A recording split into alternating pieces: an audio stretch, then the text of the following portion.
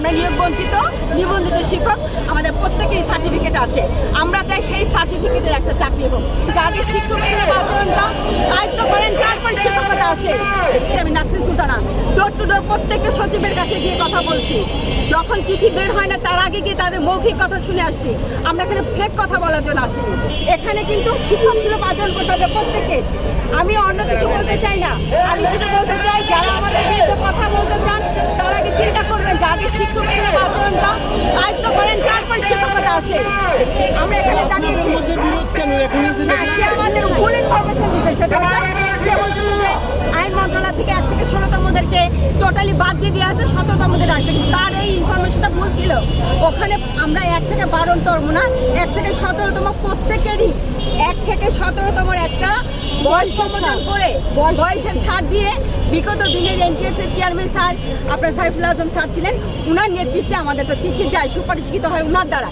এবং সেই সুপারিশের পরিপ্রেক্ষিতে আমাদের আইন মন্ত্রণালয় থেকে একটা আন্দোলনের কারণে আমাদের একটা বিশেষ জন্য ছাড় দেওয়া যায়, সেই ব্যবস্থা তারা নেওয়ার জন্য লিখিত দেন। সেই পরিপ্রেক্ষিতে কিন্তু আমাদের দাঁড়ানো।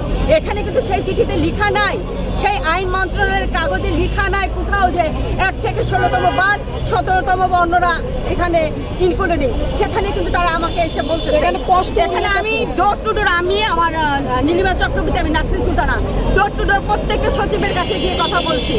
যখন চিঠি বের হয় না তার আগে গিয়ে তাদের মৌখিক কথা শুনে আসছি। আমরা এখানে ফেক কথা বলার জন্য আসিনি।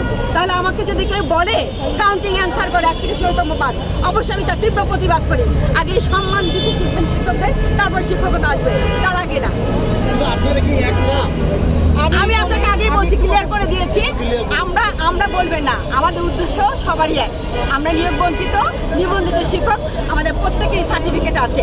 আমরা চাই সেই সার্টিফিকেটের একটা চাকরি হোক।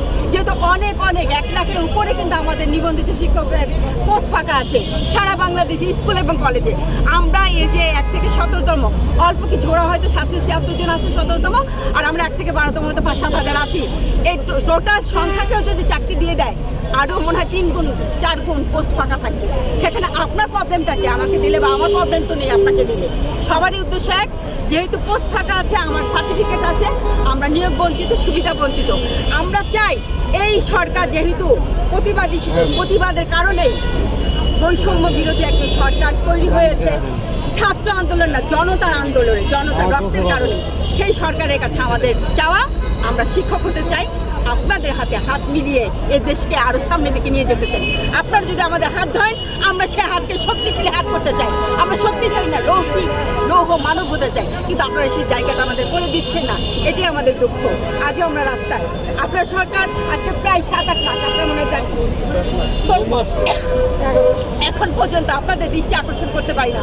বিভিন্ন মন্ত্রণালয়, বিভিন্ন সচিব আমাদেরকে বলে আমাদেরকে আশ্বাস দেয় সাহায্য করবে, কিন্তু আমাদের কিন্তু এখন পর্যন্ত কোনো সাহায্য করেন।